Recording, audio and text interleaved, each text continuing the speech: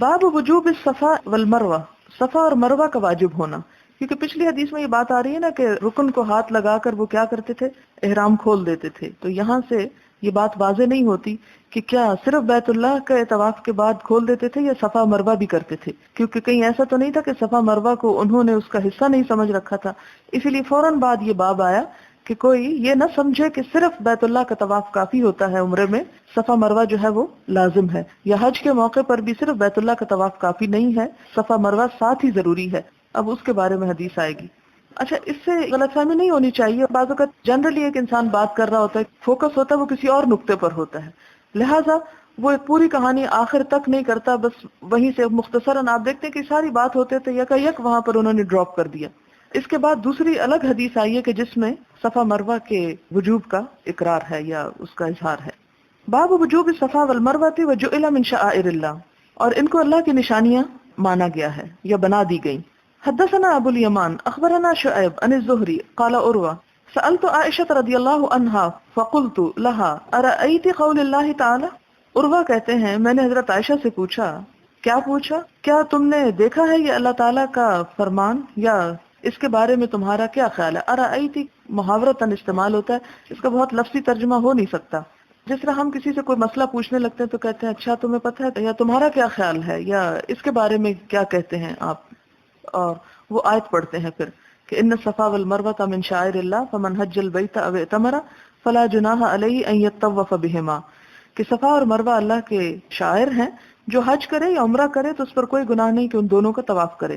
فواللہ ما علی احد جناح، تو اللہ کی قسم نہیں ہے کسی پر بھی گناہ، اللہ یطوف بالصفا والمروہ، کہ وہ نہ طواف کرے صفا اور مروہ کا. قالت کہنے لگی بئس ما قلت یا ابن اختی، اے میری بہن کے بیٹے تم نے کتنی غلط بات کہی. پہلے اس بات کو سمجھنے کی ضرورت ہے کہ عروہ جو تھے وہ کہہ کیا رہے تھے. عروہ یہ کہہ رہے تھے قرآن پاک کی اس آیت کو پڑھ کر جو مطلب نکال رہے تھے وہ برعکس تھا اس مطلب کے جو دراصل اس کا ہونا چاہیے. وہ کیا معنی کر رہے تھے کہ ان الصفا والمروہ من شعائر اللہ فمن حج البیت او اعتمر فلا جناح علیہ ان یطوف بہما. کیا معنی انہوں نے کیا ان کا؟ فواللہ ما علی احد جناح، کہ اللہ کی قسم کسی پہ کوئی گناہ نہیں، اللہ یطوف بالصفا والمروہ، کہ صفا مروہ کا طواف نہ کرے. یہ مطلب کون نکال رہا تھا؟ عروہ نکال رہے تھے. تو حضرت عائشہ ان کو ڈانٹ کر کہتی ہیں کہ اے بھانجے تم نے بہت برا کہا، یہ صحیح نہیں سمجھا. ان ہی بے شک یہ بات جب ہوتی، لو کانت اگر آیت یوں ہوتی، کما اولتہا علیہ جس طرح تم نے اس کی تفسیر کی یا اس کی تعویل کی یا مطلب نکالا، کانت پھر آیت کو یوں ہونا چاہیے تھا، لا جناح علیہ اللہ یتطوف بہما، کہ اس پہ کوئی گناہ نہیں کہ اگر وہ ان دونوں کا طواف نہ کرے. یعنی تم جو مطلب نکال رہے ہو اس آیت سے، اس صورت میں آیت کو اس طرح آنا چاہیے تھا.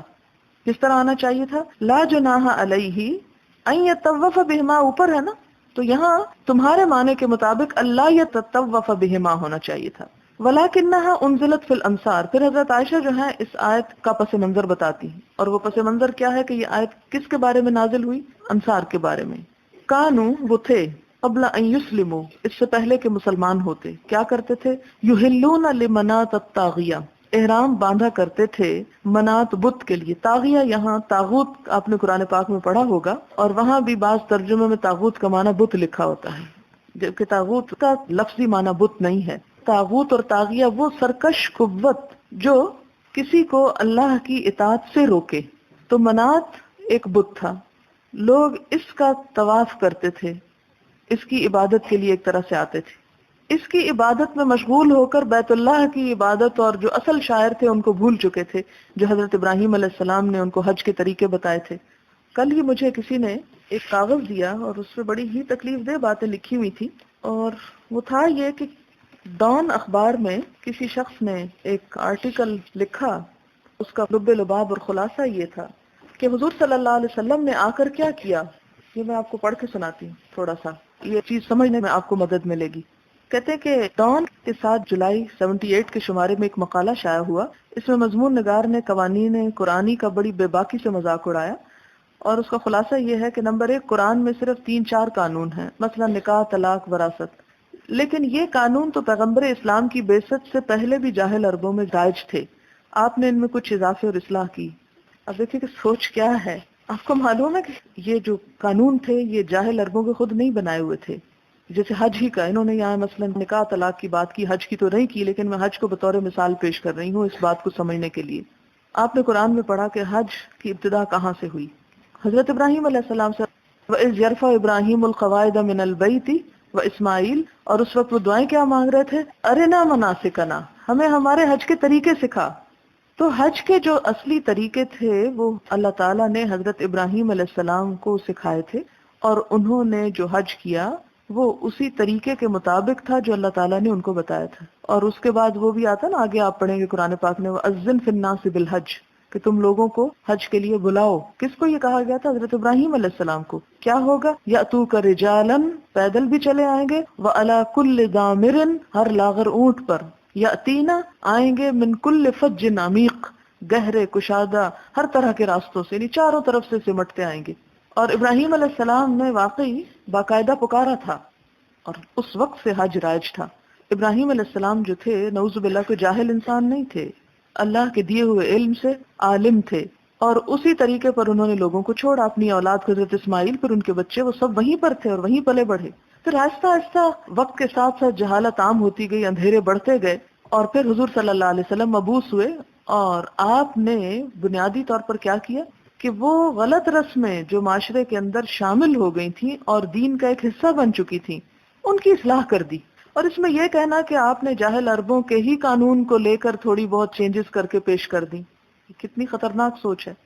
اور پھر آگے وہ لکھتے ہیں کہ قرآنی قانون کو حرف آخر سمجھنا اور یہ کہ ان میں کسی قسم کی تبدیلی اور اصلاح نہیں ہو سکتی، ایسا موقف ایک گروہ کا ہے جو صحیح نہیں، بلکہ ایسے اعتقاد کے بوجھ کو اپنے کندھوں پر لے کر پھرنے کی بجائے اسے اتار پھینکنا چاہیے، تاکہ موجودہ زمانہ ترقی یافتہ قوموں کی رفتار کا ساتھ دے سکے۔ ہم نے اپنی دقیانوسی مذہبی ذہنیت سے اپنے اوپر ترقی کی راہیں بند کر لی ہیں۔ ہمارے 4 اماموں کے فیصلے بھی حرف آخر نہیں، وہ حدیثوں سے ہٹ کر قیاس کے ذریعے فیصلے کرتے تھے۔ مسلمان قوم ہی دنیا کی بہترین قوم ہے، ایسے غلط عقیدے کی بنا پر مسلمان غرور سے اتراتے پھرتے ہیں۔ یہ مسلمانوں نے خود اپنے آپ کو نہیں کھایا، تو اللہ تعالیٰ نے فرمایا کہ کنتم خیر امۃ۔ یہ الگ بات ہے کہ کسی کو ایک لقب مل جائے اور ایک عزت مل جائے اور وہ اس عزت کی پرواہ نہ کرے، لیکن یہ کہنا کہ یہ اتراتے پھرتے ہیں، یہ زیادتی کی بات ہے۔ اور پھر انہوں نے آگے سجیسٹ کیا کہ اب وقت آ گیا کہ قرآنی قانون کی اثر نو تشریح کی جائے اور اس میں آج کے ترقی یافتہ زمانے کے تقاضوں کے مطابق تبدیلی کی جائے۔ زمانہ تو پھر اور ترقی یافتہ ہو جائے گا، یہ سب کچھ بھی بیکورڈ ہو جائے گا، پھر کیا ہوگا؟ آپ پھر اپنے آپ کو چینج کریں گے، اور کب تک چینج کرتے چلے جائیں گے؟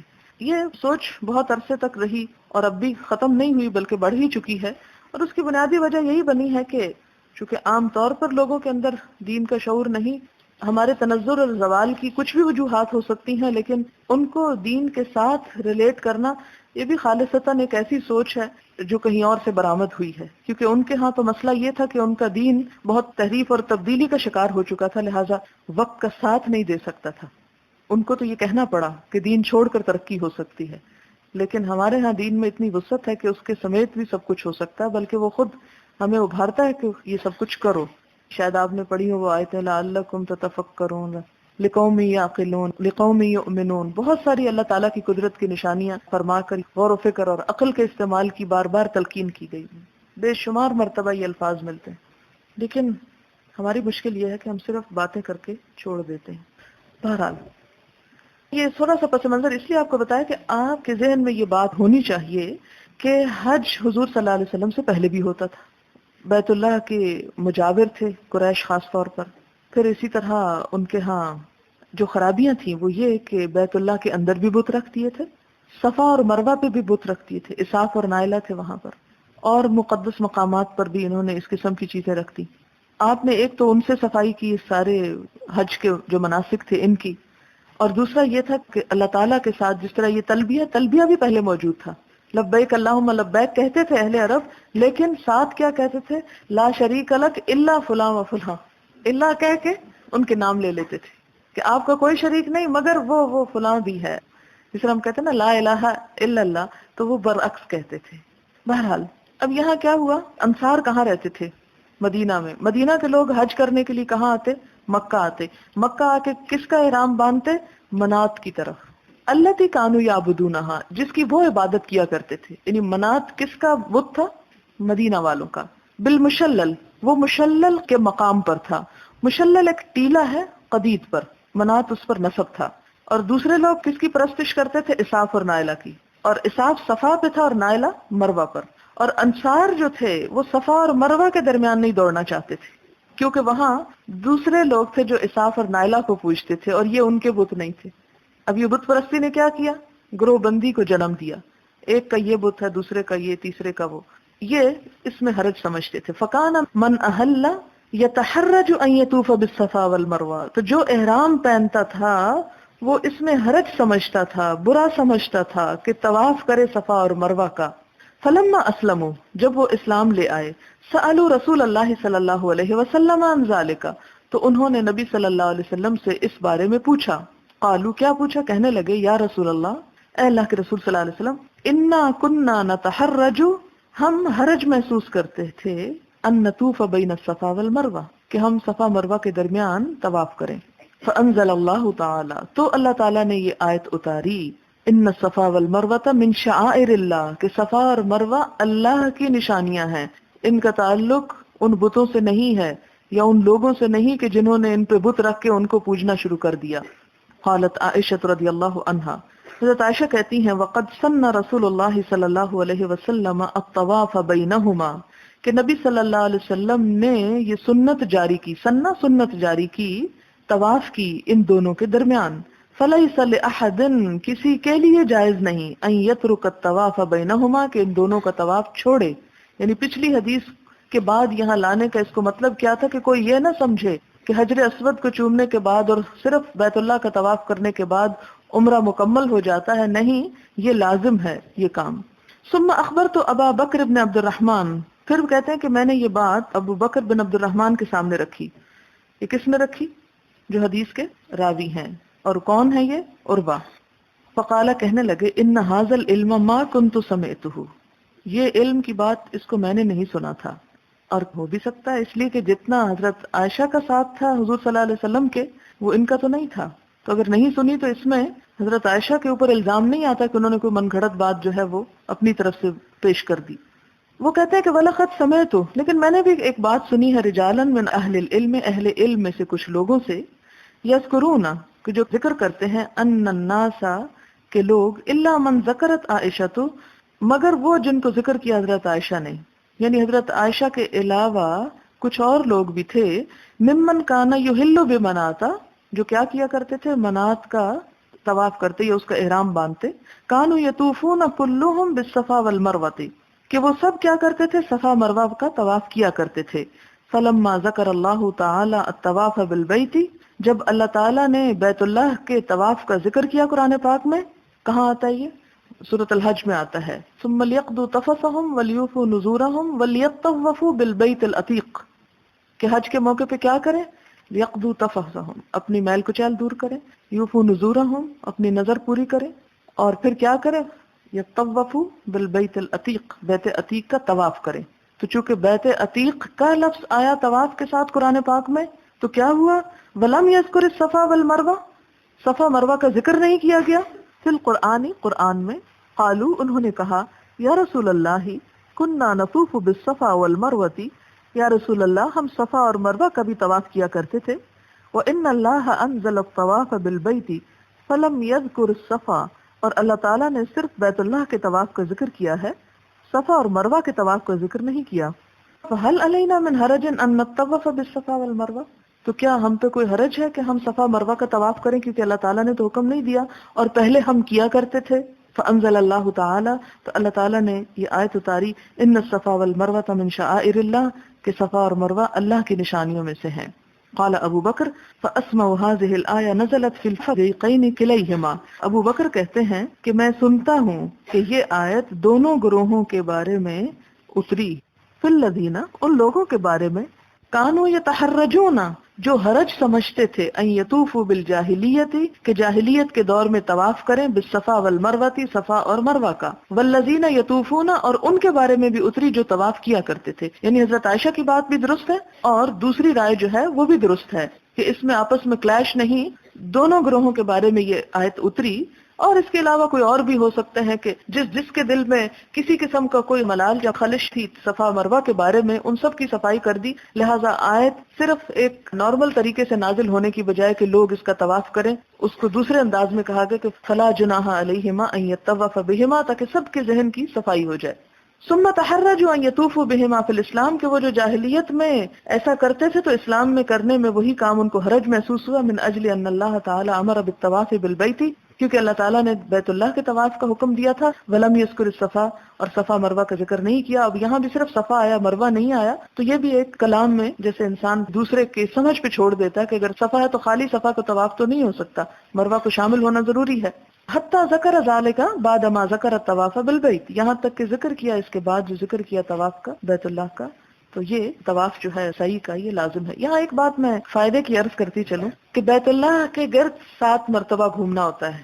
صفا اور مروہ کے درمیان بھی 7 چکر ہیں، لیکن وہ کس طرح 7 بنتے ہیں کہ صفا سے مروہ تک 1، مروہ سے صفا تک 2، پھر 3، پھر 4، پھر یہ نہیں کہ ایک مکمل ہوتا ہے صفا سے مروہ اور پھر صفا تک.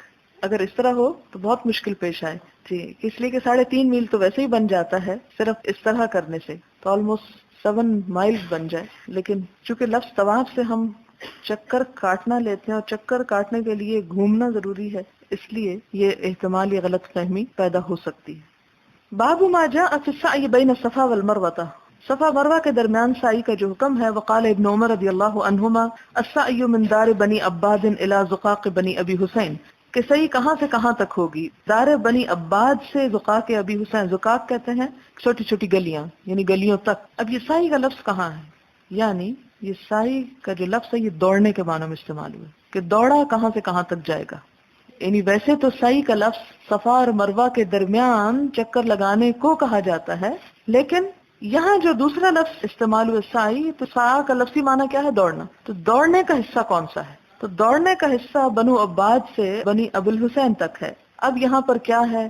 سب ٹیوب لائٹس لگا کر وہ نشان، میلین اخضرین کا لفظ آپ پڑھیں گے عموماً حج عمرے کی کتابوں میں، تو اس کو لوگ پھر سمجھتے نہیں میلین اخضرین کیا ہے. اخضر کہتے ہیں سبز کو، یعنی سبز نشانوں کے درمیان دوڑنا ہوتا ہے. اور یہ نشیبی جگہ ہے، آپ دیکھیں گے کہ صفا بھی اونچی جگہ پر ہے اور وہاں سے نیچے کو آتے ہیں، اور مروہ بھی پھر ذرا اونچا ہو جاتا ہے. صفا کی نسبت مروہ کم اونچا ہے، لیکن چونکہ پہاڑی تھی اس لیے ہے اونچی. اب تو انہوں نے سب لیول کر کے اوپر فرش بنا دیا، چھوٹے چھوٹے چند نشان بچے ہیں. یہ ابھی ریسنٹلی ہوا ہے، اس سے پہلے کافی کالے کالے پتھر مروہ پہ بھی نظر آتے تھے، لیکن اب کچھ نظر نہیں آتا سوائے چند واجبی نشانوں کے.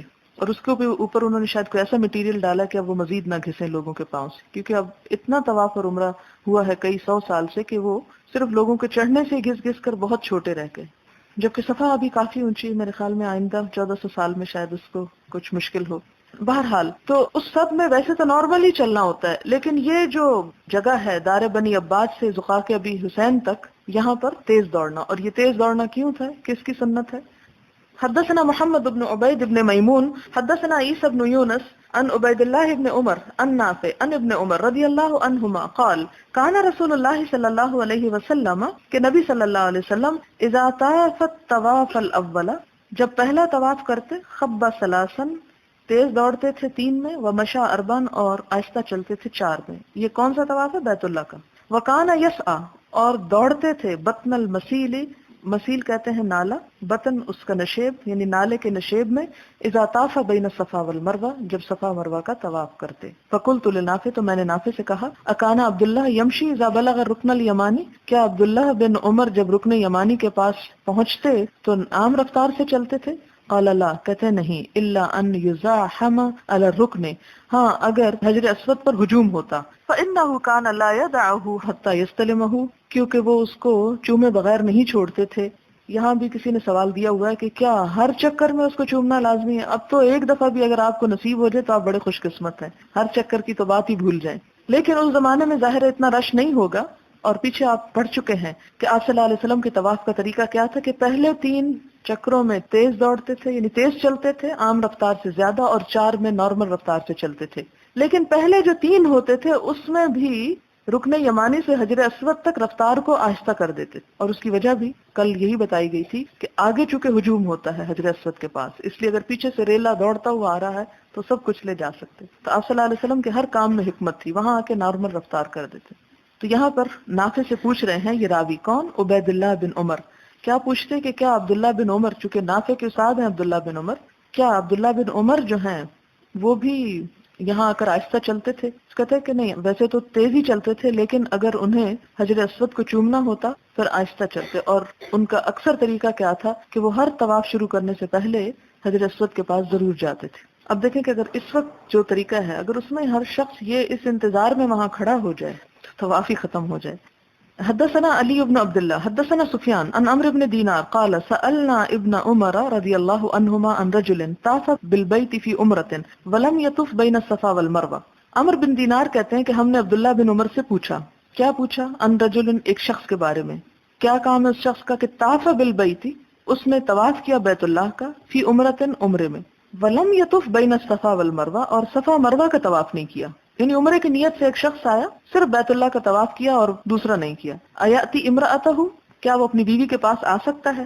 قال قدم النبی صلی اللہ علیہ وسلم. تو جواب میں آپ دیکھیں ان کا طریقہ یہ نہیں تھا کہ کہتے ہاں یا نہ، کہتے ہیں قدم النبی صلی اللہ علیہ وسلم، نبی صلی اللہ علیہ وسلم تشریف لائے. فطاف بالبیت سبعا، 7 مرتبہ بیت اللہ کا طواف کیا. وصلی خلف المقام رکعتین، اور مقام ابراہیم کے پیچھے 2 رکعتیں نماز ادا کی. وطاف بین الصفا والمروہ سبعا، اور صفا مروہ کا 7 مرتبہ طواف کیا. لقد کان لکم فی رسول اللہ اسوۃ حسنہ، تمہارے لیے اللہ کے رسول صلی اللہ علیہ وسلم کی زندگی میں بہترین نمونہ ہے.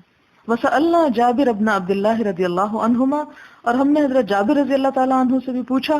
فقال، تو انہوں نے کہا، لا یقربنہا، اس کے قریب نہ جائے، حتی یطوف بین الصفا والمروہ، یہاں تک کہ صفا مروہ کا طواف نہ کر لے. یہ حدیث بھی دراصل صفا مروہ کے طواف کی اہمیت کے بارے میں ہے. حدثنا المکی بن ابراہیم عن ابن جریج قال اخبرنی عمرو بن دینار قال سمعت ابن عمر رضی اللہ عنہ قال قدم النبی صلی اللہ علیہ وسلم مکہ فطاف بالبیت ثم صلی رکعتین ثم سعى بین الصفا والمروہ ثم تلا لقد کان لکم فی رسول اللہ اسوۃ حسنہ. حدثنا احمد بن محمد اخبرنا عبد اللہ اخبرنا عاصم قال قلت لانس بن مالک رضی اللہ عنہ. عاصم کہتے ہیں کہ میں نے انس بن مالک سے پوچھا، اکنتم تکرہون السعی بین الصفا والمروہ، کیا تم لوگ ناپسند کیا کرتے تھے صفا مروہ کے درمیان صحیح کرنے کو؟ قال نعم، تو وہ کہتے ہیں ہاں. لانہا کانت من شعائر الجاہلیہ، کیونکہ یہ جاہلیت کے زمانے کی نشانی تھی. حتی انزل اللہ، یہاں تک کہ اللہ تعالیٰ نے یہ آیت اتار دی، ان الصفا والمروہ من شعائر اللہ، کہ صفا مروہ جاہلیت کی نشانی نہیں ہے. کس کی نشانی ہے؟ اللہ کی نشانیوں میں سے ہے. اور اللہ تعالیٰ نے اس کو اپنی نشانی کیوں بنا لیا؟ حضرت حاجرہ نے یہاں پر دوڑ لگائی تھی. اللہ تعالیٰ کو ایک عورت کا عمل بھی پسند آ سکتا ہے اگر وہ خالصتاً اللہ کے لیے. فمن حج البیت او اعتمر فلا جناح علیہ ان یطوف بہما.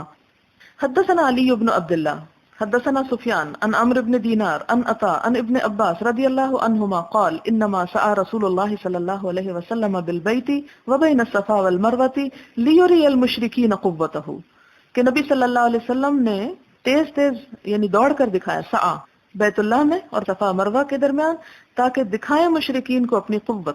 زاد الحمیدی حدثنا سفیان حدثنا عمرو قال سمعت عطاء عن ابن عباس مثلہ.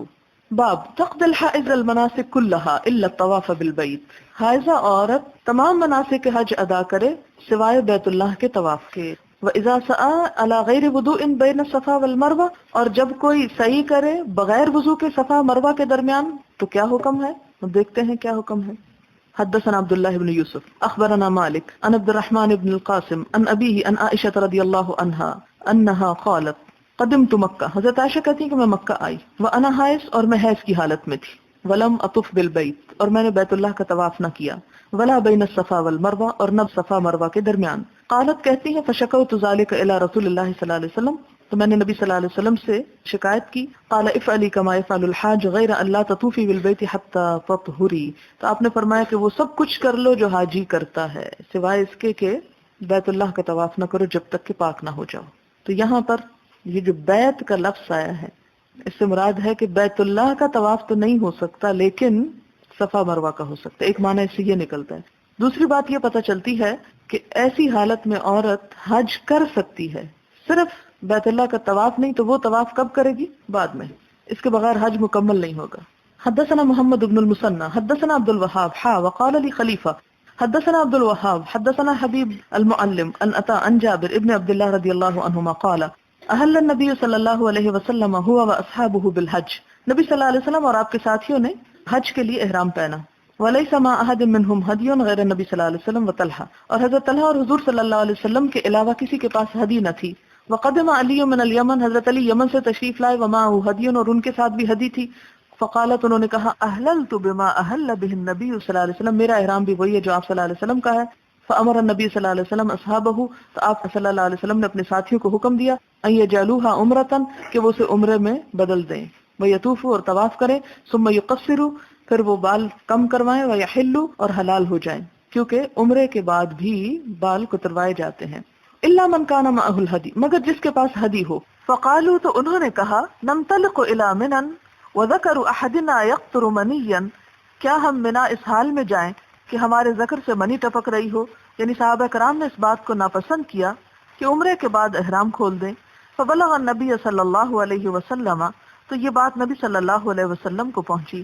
فقال، تو آپ نے فرمایا، لو استقبلت من امری ما استدبرت، اگر مجھے پہلے معلوم ہوتا جو مجھے اب معلوم ہوا ہے، ما اہدیت، تو میں ہدی ساتھ نہ لاتا، ولولا ان معی الہدی لاحللت، اور اگر میرے پاس ہدی نہ ہوتی تو میں بھی حلال ہو جاتا، یعنی عمرے کے بعد احرام کھول دیتا.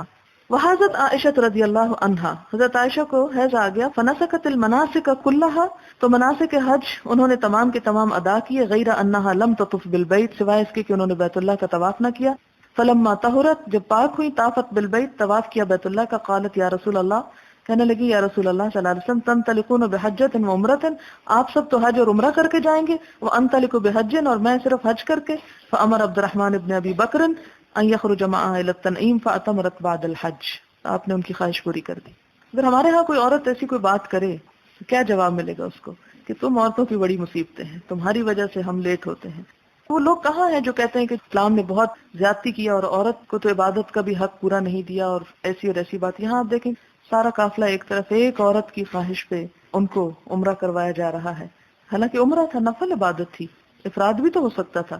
اور حضور صلی اللہ علیہ وسلم یہ بھی کہہ سکتے تھے تمہارے لیے حج افراد کافی ہے، نہ کرو عمرہ، کوئی بات نہیں. لیکن ان کا یہ کہنا کہ آپ سب تو 2 عبادتیں کر کے جائیں اور میں صرف ایک، تو آپ نے ان کی یہ بات پوری کروا دی. اور شاید حضرت عائشہ نے اور عورتوں کے لیے نمونہ بننا تھا، اس لیے اللہ تعالیٰ نے ان کو عین ان دنوں میں ایک مشکل میں ڈالا تاکہ اور بھی کوئی عورت اگر اس مرحلے سے گزرے تو وہ بھی تنیم چلی جائے. حدثنا معمر بن ہشام حدثنا اسماعیل عن ایوب عن حفصة قالت كنا نمنع عواتقنا ان يخرجن فقدمت امرأة، یہ پیچھے حدیث گزر چکی، ترجمہ نہیں کروں گی، ویسے ہی پڑھ لیں. فقدمت امرأة فنزلت قصر بني خلف فحدثت ان اختها كانت تحت رجل من اصحاب رسول الله صلى الله عليه وسلم قد غزا مع رسول الله صلى الله عليه وسلم 12 غزوة وكانت اختي معه في 6 غزوات.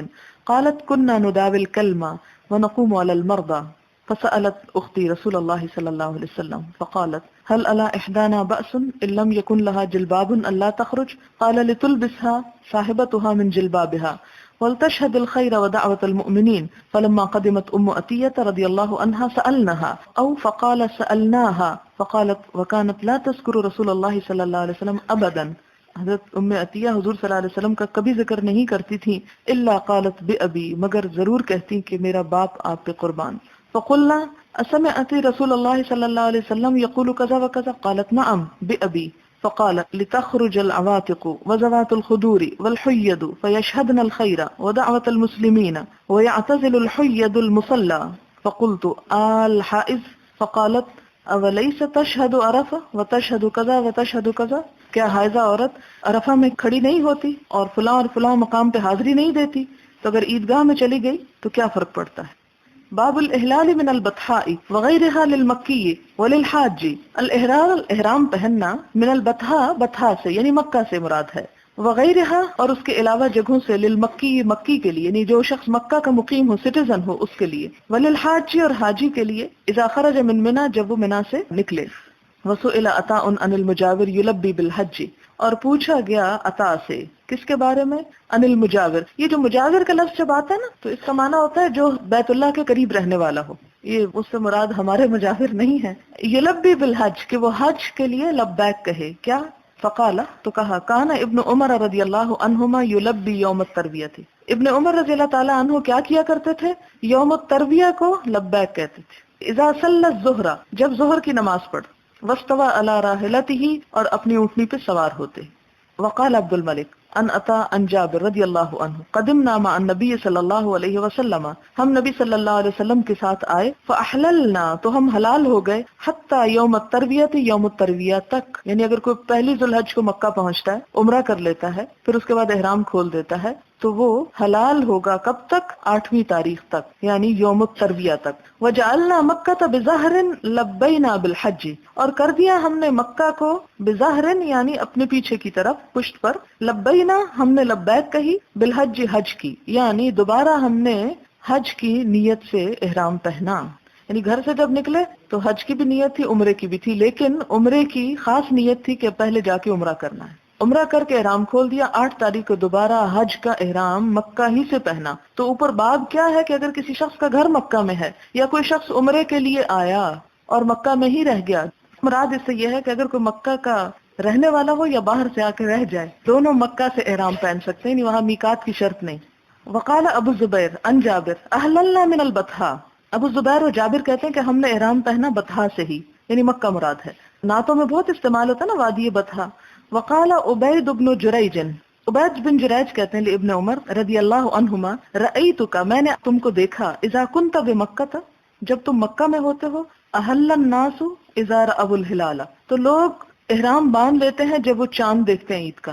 ولم تحل انت حتی یوم الترویہ، اور تم احرام نہیں پہنتے جب تک کہ ترویہ کا دن نہ آ جائے. فقالا، تو انہوں نے کہا، لم ارى النبی صلی اللہ علیہ وسلم، کہ نبی صلی اللہ علیہ وسلم یحل، نہ احرام پہنتے تھے، حتی، یہاں تک کہ تنبعث به راحلته، کہ لے چلتی تھی آپ کو آپ کی اونٹنی. یعنی تنبعث، بعث مطلب ہوتا اٹھنا، یعنی لے اٹھتی تھی، چل پڑتی تھی آپ کی اونٹنی. یعنی کس طرف؟ منا کی طرف جانے کے لیے، یہ مراد ہے. سوال ہے، طواف قدوم کیا 8 ذی الحج کو مکہ سے منا جانے سے پہلے کرنا ضروری ہے یا 8 تاریخ سے پہلے بھی کیا جا سکتا ہے؟ اصل قدوم کا مطلب ہوتا ہے آنا، اس کو زیارہ بھی کہا جاتا ہے. جب آپ مکہ داخل ہوں، اس میں 8 اور غیر 8 کی قید نہیں ہے. صرف طواف ایک ساتھ کتنے کیے جا سکتے ہیں؟ ایک ساتھ کتنے کیے جا سکتے ہیں، میں اس کو سمجھی نہیں. ایک وقت میں تو ایک ہی طواف ہوگا، ایک طواف میں 7 چکر ہوں گے، ٹھیک ہے. لیکن اگر ایک دن میں کوئی 10 دفعہ ایک طواف کرنا چاہے تو کر سکتا. یعنی اگر رش کی وجہ سے ہر طواف کے بعد 2 نفل نہ پڑھے جا سکے، نہیں، نفل 7 ضروری ہیں. کیونکہ وہ حدیث میں آتا ہے نا کہ آپ نے کبھی بھی ایسا نہیں کیا کہ طواف کیا اور 7 نفل نہ پڑھے ہوں، اور 4-5 طواف کر کے اکٹھے ہی سارے نفل ایک ساتھ ادا کر لیں. میرا خیال ایسا نہ کریں، آپ اس کو تھوڑا سا بیچ میں بریک لائیں تاکہ اگلا طواف زیادہ اچھی طرح ہو سکے. شوہر پر گھر بنانے کے لیے بینک کا قرضہ ہے، کیا بیوی شوہر کی تنخواہ میں سے اسے جو گھر کا خرچ ملتا ہے اس میں سے بچت کر کے جمع کر کے حج کے لیے جا سکتی ہے؟ نہیں، ان کو پہلے قرضہ ادا کرنا چاہیے. آپ نے 2 مہینے میں بخاری ختم کروانی ہے. بعض لوگوں نے اسکولوں سے چھٹیاں لی ہیں، ٹیچرز بھی ہیں، اور کچھ عورتوں کی میاں شوہر تو صرف 2 مہینے کی اجازت دی ہے. اگر ہم اس طرح پڑھتے رہے تو 2 مہینے میں شاید ختم نہ ہو سکے، تو اس کا کیا ہوگا؟ وہی ہوگا جو منظور خدا ہوگا. اس لیے کہ اگر آپ چاہتے ہیں کہ میں ختم کر دوں تو میں ختم کر سکتی ہوں، ایسی بات نہیں. پھر یہ سوالوں کے جواب بھی نہیں ہوں گے، اور وہ ریپیٹیشن جو بیچ میں ایک برکت کے لیے کہ کم از کم جتنا حصہ پڑا ہے وہ پورا تو نگاہ سے گزرے، کہ ایسا نہ ہو کہ کھائیں بھی اور ادھورا کھائیں. تو اس میں یہ ہے کہ جتنا بھی ہو گیا وہ تو ہو جائے گا، اور میں چاہوں گی یہ کہ جتنا آپ پڑھیں وہ آپ سمجھ لیں. خطیب بغدادی نے کریمہ المروزیہ پر صرف 3 دن میں پوری بخاری پڑھی تھی. کریمہ المروزیہ جو ہیں ایک خاتون تھی جو بخاری میں ایک سند سمجھی جاتی تھی. مکہ میں رہتی تھی، اور جتنے لوگ حج کرنے کے لیے آتے اس میں سے جو علم کا شوق رکھتے تو وہ ان پر کتاب پڑھ کے انہیں سناتے اور تصدیق کرواتے، ان سے سند لیتے تھے. تو خطیب بغدادی جو کہ ایک بہت عالم انسان تھے، اور ان کو حج میں ہمارے جیسے تو نہیں کہ اگر گئے تو 2-3 مہینے وہیں رہ کے آ گئے. ان کا یہ ہوتا تھا گئے حج کیا اور نکلے وہاں سے کچھ اور، کیونکہ ان کے ہاں علم حاصل کرنا بھی اتنی ہی بڑی نیکی تھی جتنی خانہ کعبہ میں بیٹھ جانا. لہذا وہ مختصر وقت کے لیے وہاں حج کے لیے گئے، اور انہوں نے اس موقع سے فائدہ اٹھایا اور 3 دن میں کتاب ختم کر ڈالی. تو میں نے یہ سوچا کہ اگر انہوں نے 3 میں کی تو کم از کم ہم 2 مہینے میں تو کچھ نہ کچھ کام کر ہی لیں گے. لیکن چونکہ سوالوں میں بھی آدھے گھنٹہ اور بعض اوقات آدھے سے بھی زیادہ چلا جاتا ہے، جس میں 20-30 حدیثیں تو ہو سکتی ہیں، لیکن اب نہیں ہو سکتا تو جن کو شوہروں نے اجازت دے دی وہ آ جائیں، جن کو اسکول والوں نے چھوڑ دیا وہ آ جائیں، جن کو چھٹی مل گئی وہ آ جائیں، اور جو معذور ہیں انہیں اللہ بھی معاف کر دے گا. اس لیے اس میں پریشانی کی بات نہیں ہے. اصل بات یہ ہے، یہ مشکل کیوں پیش آتی ہے کہ جب ہم نیت یہ لے کے آتے ہیں کہ ہمیں ایک سرٹیفکیٹ لینا ہے یا کتاب ختم کرنی، کیونکہ ہماری قوم کو سب سے زیادہ جس چیز کا شوق ہے وہ ختم کرنا ہے. قرآن بھی ختم کر دینا چاہتے ہیں، حدیث بھی ختم کرنا چاہتے ہیں، ویلیوز بھی ختم کرنا چاہتے ہیں، نمازیں بھی ختم کرنا چاہتے ہیں، اپنے دوست رشتہ داروں کو بھی ختم کرنا چاہتے ہیں. تو ایک ہی کام ہمیں آتا ہے، اور جب اس میں کچھ خلل آتا ہے یا تاخیر ہونے لگتی ہے اس ختم میں، تو وہ ہمارے لیے بوجھل ہونے لگتا ہے. تو ہمیں زندگی کی تمنا کرنی چاہیے، مایوسیوں کو اپنی زندگی سے نکالنا چاہیے، اور ختم کی بجائے چیزوں کو جاری رکھنے کا انداز سیکھنا چاہیے. وآخر دعوانا ان الحمد للہ رب العالمین. سبحانك اللهم وبحمدك نشهد ان لا اله الا انت نستغفرك ونتوب اليك. والسلام علیکم ورحمۃ اللہ. نحمده ونصلي على رسوله الكريم. اما بعد فاعوذ بالله من الشیطان الرجیم. بسم اللہ الرحمن الرحیم. رب اشرح لي صدری ويسر لي امری واحلل عقدۃ من لسانی یفقهوا قولی. باب این یصلی الظہر یوم الترویۃ. ترویہ کے دن ظہر کہاں پڑھے؟ یہ ترویہ پھر 8ویں تاریخ ہے اب، یعنی حج شروع ہو رہا ہے، تو ظہر کی نماز کہاں ہو؟ حدثني عبد الله بن محمد حدثنا اسحاق الازرق حدثنا سفیان عن عبد العزيز بن رفاع قال سألت انس بن مالك رضی اللہ عنہ قلت اخبرني بشيء اخلته عن رسول اللہ صلی اللہ علیہ وسلم. یہ عبد العزیز بن رفیع جو ہیں حضرت انس سے ایک سوال پوچھتے ہیں، کہتے ہیں مجھے کوئی ایسی چیز بتاؤ جو تم نے نبی صلی اللہ علیہ وسلم سے اچھی طرح سمجھی ہو، عقلتہ باندھی ہو. عقلہ کا مطلب باندھنا. این صلی الظہر والعصر یوم الترویہ. یوم الترویہ کو آپ نے ظہر اور عصر کی نماز کہاں پڑھی تھی؟ قال بمنن. وہ کہتے ہیں منا میں پڑھی تھی. آپ کو سمجھایا تھا نا 5 نمازیں وہاں. فقلت فأین صلی العصر یوم النفر. پھر میں نے پوچھا کہ آپ صلی اللہ علیہ وسلم نے کوچ کے دن عصر کہاں پڑھی تھی؟ نفر کا مطلب ہوتا ہے جانا، نکلنا، کوچ کرنا کے معنوں میں، سفر کرنے کے لیے بھی استعمال ہوتا ہے. تو یوم النفر جو ہے، اور یوم النفر کون سا ہے؟ 12ویں تاریخ. 12ویں بھی ہو سکتی ہے اور 13ویں بھی ہو سکتی ہے. قرآن کی وہ آیت یاد کر لیں، من تعجل فی یومین فلا اثم علیہ ومن تأخر. تو تعجل کیا ہے؟ 11 اور 12، اور تأخر کیا ہے؟ آگے 13 بھی. تو یوم النفر کہتے ہیں اس دن کو جب حج ختم ہو جائے اور انسان واپسی کا ارادہ کرے. تو اس دن عصر کہاں پڑی تھی؟ کنکریاں کب مارتے ہیں؟ زوال کے بعد مار. صرف یوم النہر کو صبح صبح ہوتی ہیں، زوال سے پہلے. 11 اور 12 جو منا کے دن ہیں، ایام تشریق ہیں، کنکریاں مارنے کے دن ہیں، ان میں زوال کے بعد کنکریاں مارنا ہے. تو زوال کے بعد کنکریاں مار کے کیا حضور صلی اللہ علیہ وسلم منا سے روانہ ہو گئے تھے یا عصر تک وہاں رہے؟ تو انہوں نے سوال کیا کہ عصر کب پڑھی تھی آپ نے یا کہاں پڑھی تھی؟ قالا. تو انہوں نے کہا بالابتح، ابتح میں پڑھی تھی. ثم قالا افعل کما یفعل امراؤک. پھر کہنے لگے لیکن تم وہی کرو جو تمہارے حاکم کر رہے ہیں، یعنی آج کے لوگ جو کر رہے ہیں وہی کرو. اور اس بات میں بھی بڑی حکمت ہے کہ جو کر رہے ہیں وہی کرو، اپنے حاکموں کی پیروی کرو. مراد اس سے یہ کہ آپ صلی اللہ علیہ وسلم نے جو کچھ کیا وہ کرنا افضل ہے، لیکن اگر کسی خاص مجبوری کی وجہ سے کوئی دوسرا طریقہ اختیار کرنا پڑے اور ایسی سنت کی جو غیر مؤکدہ ہے اس کی پیروی نہ ہو سکے تو گناہ کی بات نہیں. کرنا افضل ہے، نہ کرنا گناہ نہیں. وجہ وہ حاکموں کی بات کیوں کی؟ اس لیے کہ ایک مسلمانوں کی اجتماعیت سے جو خروج ہے، بغاوت ہے، اور دوسرے رستے اختیار کرنا جو ہے، اس سے مسلمانوں میں افراتفری پھیلتی ہے. اس افراتفری سے بہتر ہے کہ اس سنت کی پیروی جو کہ لازم نہیں ہے نہ کی جائے. دوسری بات یہ کہ آج کے دور میں بھی آپ دیکھیں کہ اتنا بڑا اجتماع ہوتا ہے حج کا کہ اگر آپ واقعی ہر سنت کی پیروی کرنا چاہیں آپ کر نہیں سکتے، خواہ آپ کتنی بھی خواہش کیوں نہ کریں. کیونکہ میں نے خود جب پہلی دفعہ حج کیا تو اتنا علم نہیں تھا کہ ہر موقع پہ کیا کرنا ہے، کیونکہ وقت نہیں تھا، میں کسی اور کام میں مصروف تھی. بس حج کر لیا. پی ایچ ڈی کے لیے میں یونیورسٹی روز جاتی تھی، مختلف لائبریریوں میں گھومتی پھرتی. انہی دنوں میں حج کا موسم آ گیا تو ہم نے سوچا حج بھی کر لیتے ہیں. اور وہ حج ایسا تھا کہ ایک طرح سے مینٹلی پریپیئرڈ نہیں تھے ہم حج کرنے کے لیے. پتہ نا ایک آپ گھر سے جاتے ہیں، تیاری کرتے ہیں، کتابیں پڑھتے ہیں، ہوم ورک کر کے آپ جاتے ہیں، لیکن وہ اس طرح نہیں تھا. اس لیے مجھے ہمیشہ لگا کہ جیسے وہ فرض حج تھا، یعنی ایک طرح سے پہلا حج فرضی کی نیت سے انسان کرتا ہے تو تسلی نہیں. خیر دوبارہ جب جانا ہوا یہاں سے پھر پاکستان سے باقاعدہ تیاری کر کے اور پروگرام بنا کر گئے تو میں نے ایک کتاب تھی جس مسنون حج کی، اور حضرت جابر کی ایک حدیث ہے، کافی طویل آتی ہے، اور اس حدیث کا اگر ترجمہ کر لیا جائے تو انہوں نے حضور صلی اللہ علیہ وسلم کے حج کے ہر سٹیپ کو بہت اچھی طرح واضح کیا ہے.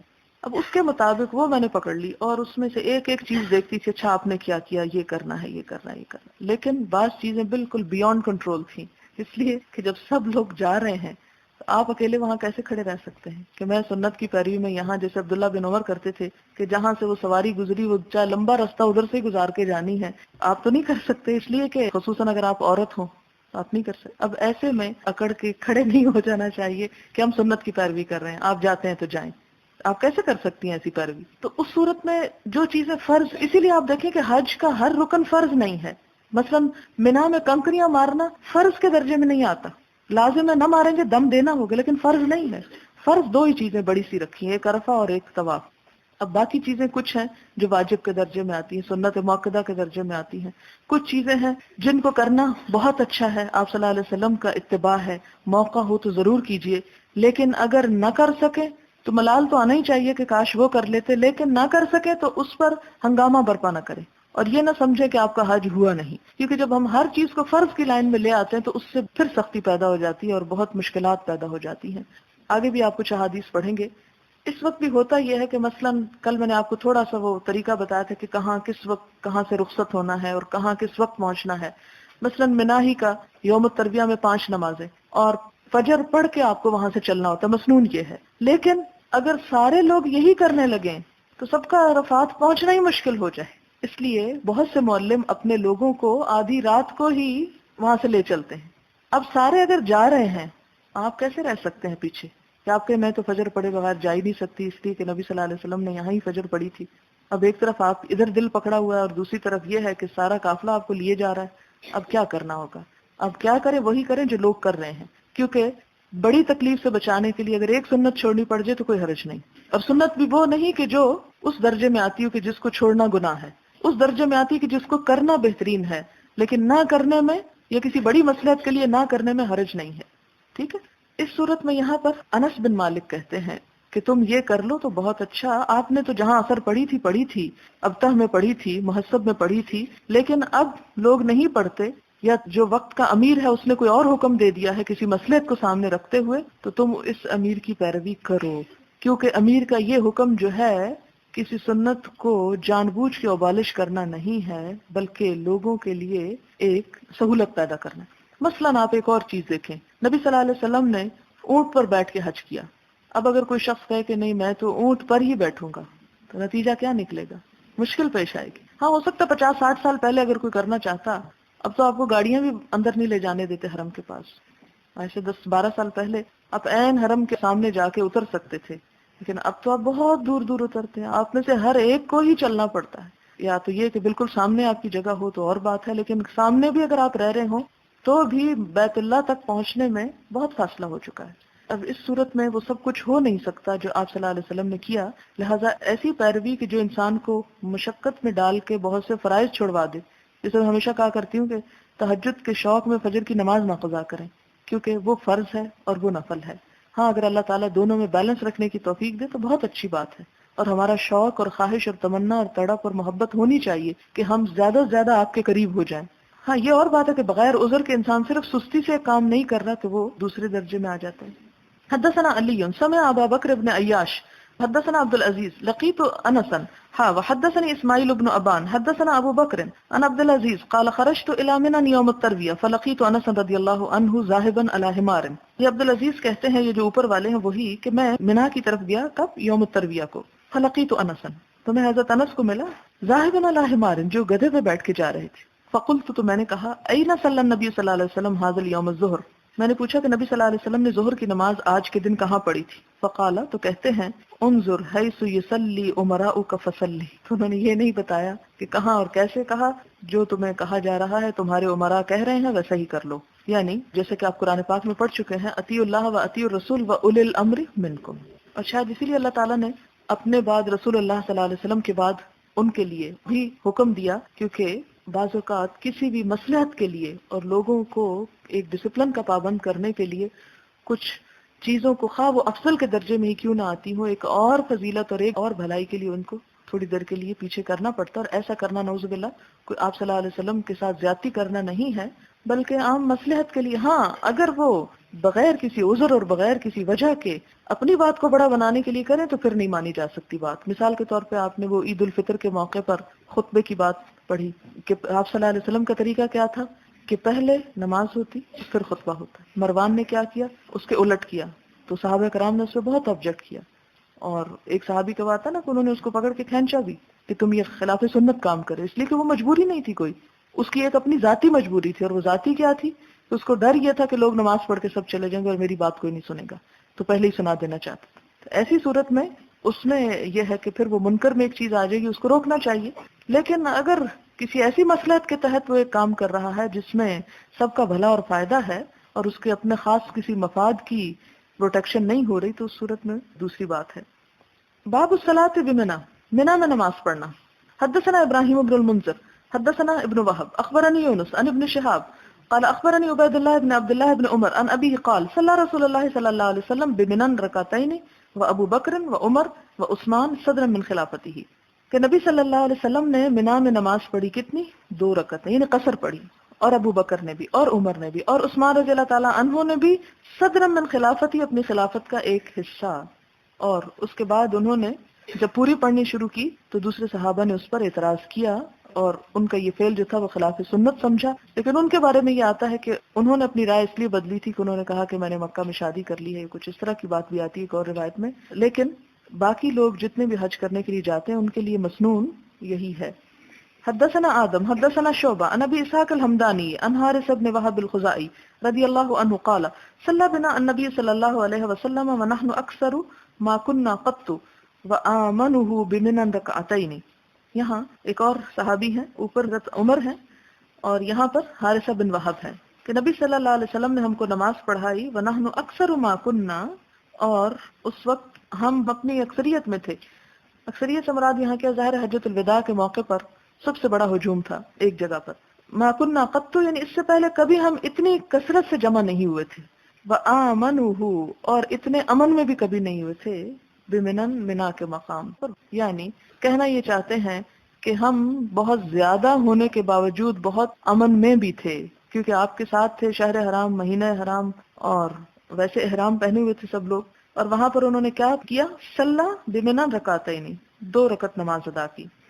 حدثنا قبیصة بن عقبہ حدثنا سفیان عن الأعمش عن ابراہیم عن عبد الرحمن بن یزید عن عبد اللہ رضی اللہ عنہ قال صلیت مع النبی صلی اللہ علیہ وسلم رکعتین. اب ایک تیسرے صحابی ہیں، یہ عبداللہ بن مسعود ہیں، کہ میں نے نماز پڑھی نبی صلی اللہ علیہ وسلم کے ساتھ رکعتین، 2 رکعتیں، وما ابی بکر رکعتین وما عمر رکعتین ثم تفرقت بکم الطرق، اس کے بعد تمہارے رستے جدا ہو گئے. فیا لیت حظی، یہ ایک انداز ہے بات کرنے کا کہ اے کاش کہ میری قسمت ہوتی، من 4 رکعتانی، 4 رکعتوں سے بڑھ کر متقبلتانی، 2 ایسی رکعتیں جو قبول ہو جائیں.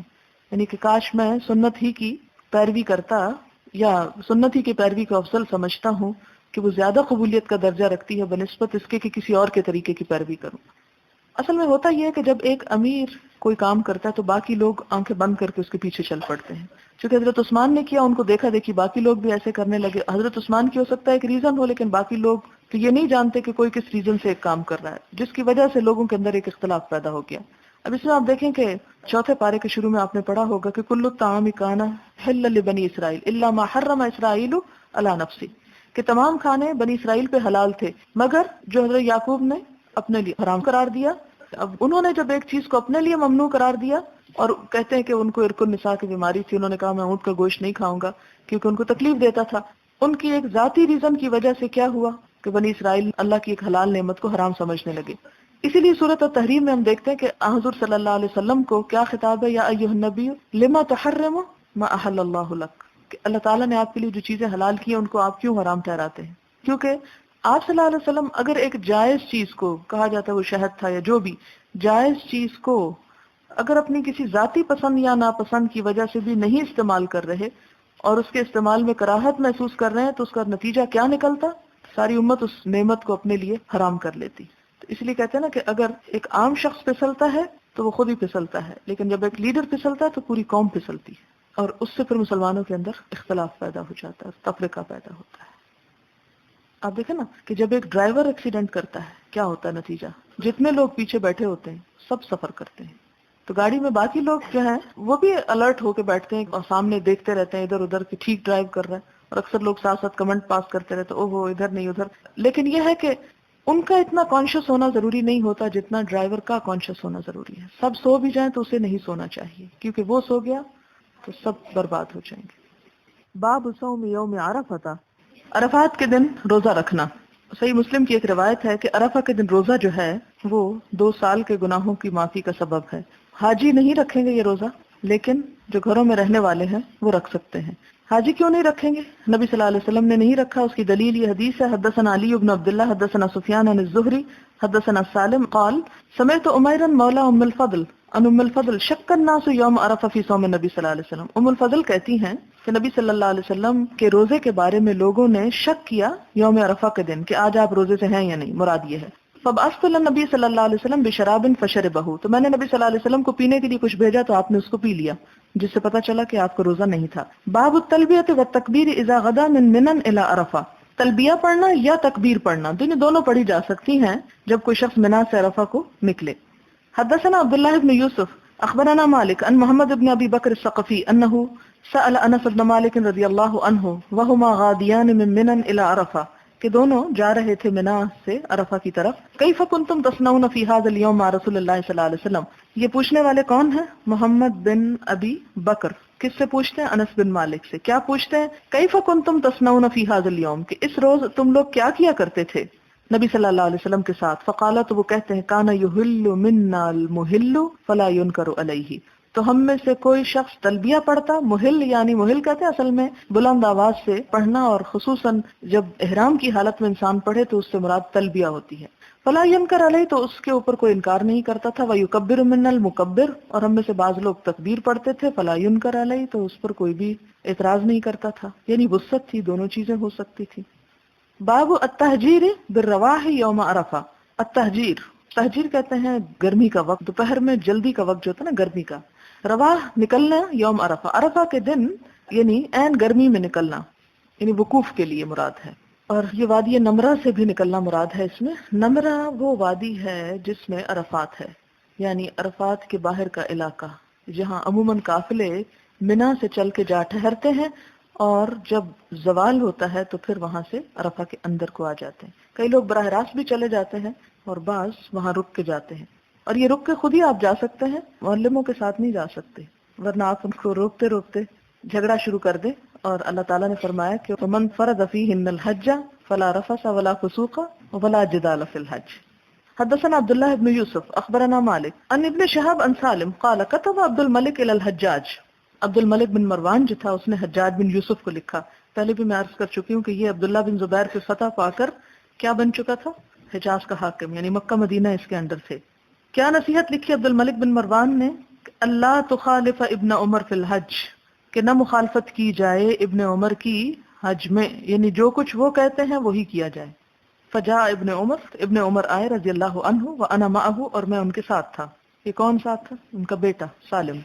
وانا معه یوم عرفہ حین زالت الشمس، جب سورج کو زوال ہوا تو میں ان کے ساتھ تھا عرفہ کے دن. فصاح عند سرادق الحجاج، صاح زور سے پکارا، آواز دی، اندہ قریب پہنچ کر، سرادق خیموں کے، قنات قرآن پاک میں بھی آتا ہے نا سرادقها، الحجاج حجاج کے. فخرج، تو نکلا، کون؟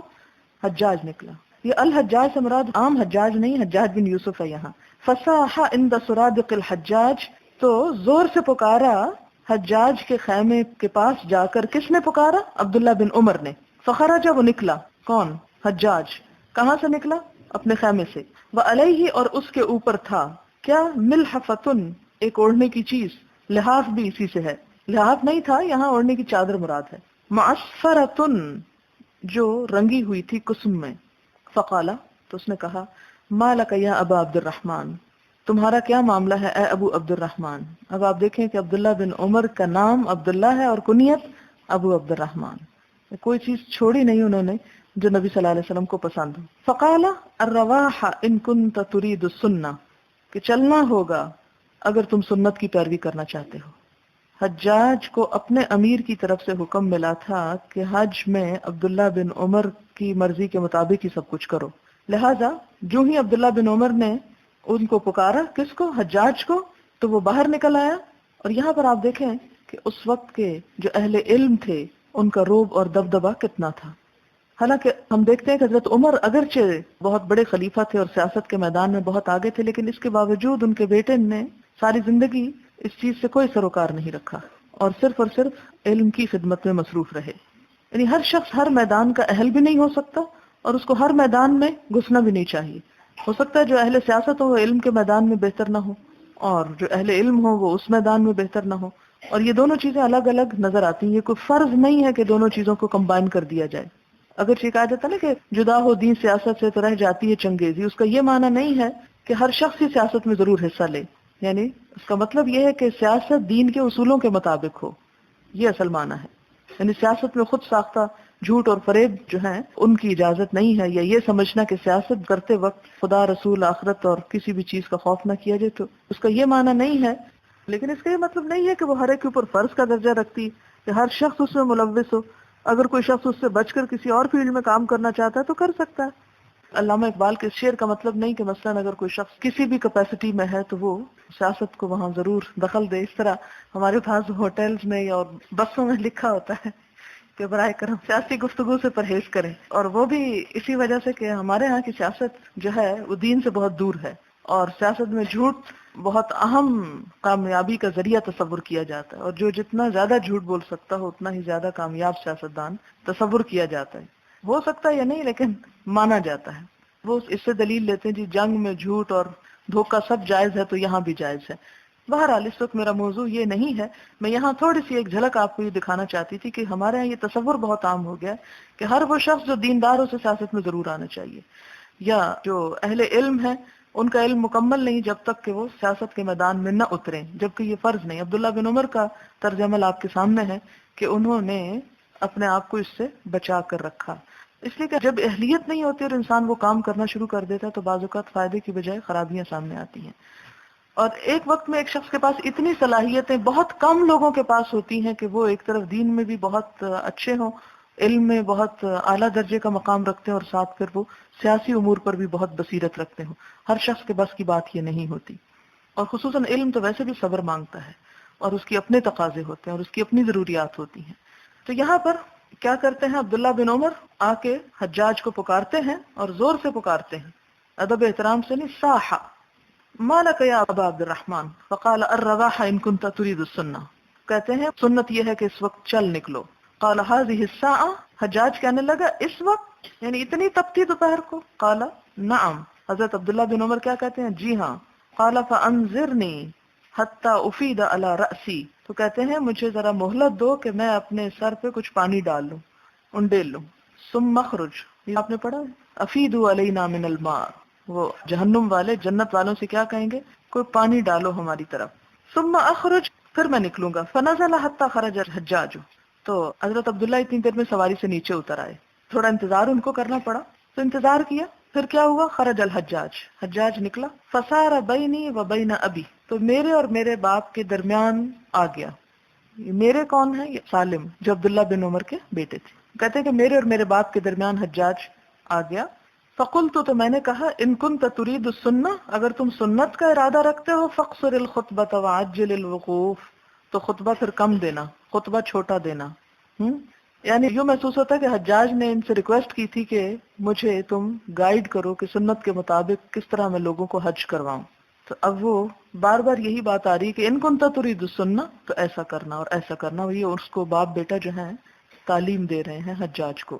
کیا ہے یہاں؟ فقصر الخطبہ، خطبہ چھوٹا دینا، واجل الوقوف، اور وقوف کو جلدی کرنا. فجعل ينظر الى عبداللہ، تو حجاج عبداللہ بن عمر کو دیکھنے لگا کہ بیٹے نے کیا کہا ہے. فلما رأى ذلك عبداللہ، تو عبداللہ بن عمر نے جب یہ دیکھا، قال صدقہ، تو کہا کہ سچ کہا ہے، یعنی سالم نے درست کہا ہے کہ وقوف عرفہ کی اصل نیکی وقوف ہے، زیادہ سے زیادہ وہاں قیام کر کے دعائیں مانگنا، اللہ کے حضور عاجزی اور زاری کرنا، باقی کام چھوٹے کرنا. اور حتیٰ کہ یہاں تک ہے نا کہ نمازیں بھی قصر ہیں، نمازیں بھی دونوں اکٹھی پڑھ کے اور خطبہ جلدی کر کے اس کے بعد کیا کیا جائے؟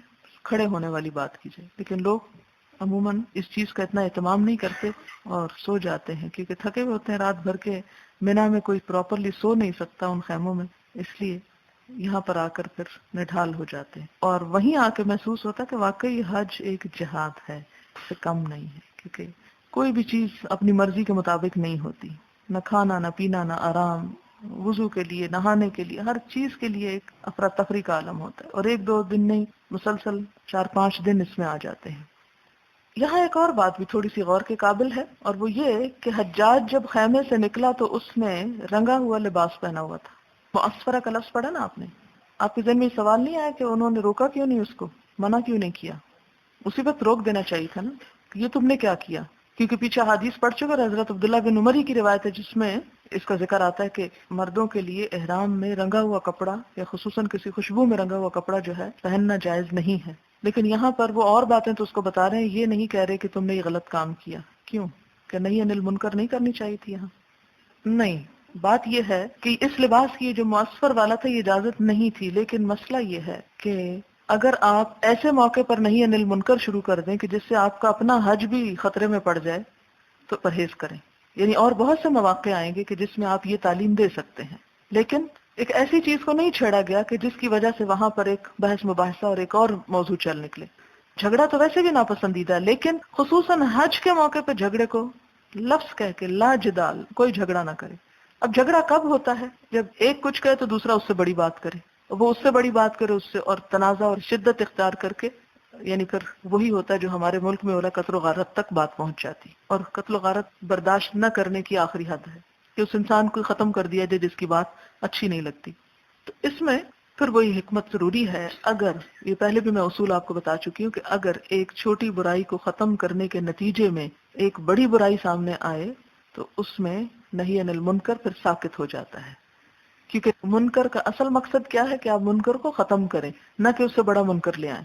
مثلاً آپ کے فرش پہ ایک چیز گری ہے، آپ گندا جھاڑو لا کے اسے اٹھا رہے ہیں، تو نتیجہ کیا ہوگا؟ وہ تو اٹھ جائے گی لیکن اس کی گندگی وہیں گر جائے گی، اور وہ گندگی زیادہ بدترین ہوگی پہلی گندگی سے بھی۔ تو یہ تھوڑی سی ترتیب ملحوظ رکھنا ضروری ہے۔ باب الوقوف علی الدابۃ بعرفہ، عرفات میں وقوف کرنا کس پر؟ سواری پر، یعنی سواری پر ہی انسان خود نہ کھڑا ہو، سواری کو کھڑا کر لے تو کیا اس کا وقوف ہو جائے گا؟ یا سواری سے کوئی اترے ہی نہ؟ بعض اوقات رش کی وجہ سے نہیں اتر سکتے آپ، بعض اوقات کوئی اور ریزن بھی ہو سکتی ہے۔ حدثنا عبداللہ بن مسلمہ عن مالک عن ابی النضر عن عمیر مولا عبداللہ بن العباس عن ام الفضل بنت الحارث ان ناسا اختلفوا عندها یوم عرفہ فی صوم النبی صلی اللہ علیہ وسلم، لوگوں نے حضور صلی اللہ علیہ وسلم کے عرفہ کے دن روزے کے بارے میں اختلاف کرنا شروع کر دیا۔ اصل میں اختلاف اس لیے کہ جب پتہ نہ ہو اور اتنے بڑے ہجوم میں ہر شخص اپنی اپنی رائے کا اظہار کر رہا ہے تو اختلاف ہونا لازم ہے۔ فقال بعض هو صائم وقال بعض ليس بصائم، کسی نے کہا آپ کا روزہ، کسی نے کہا نہیں۔ تو یہ سن کے ایک عورت جو ہیں ام الفضل بنت الحارث بہت عقل مندی کرتی ہیں، فارسلت الیہ بقدح لبن، دودھ کا پیالہ ان کو بھیجتی ہیں، وهو واقف علی بعیرہ، آپ اپنے اونٹ پر ہی وقوف کر رہے تھے، فشربہ، تو آپ نے اس کو پی لیا۔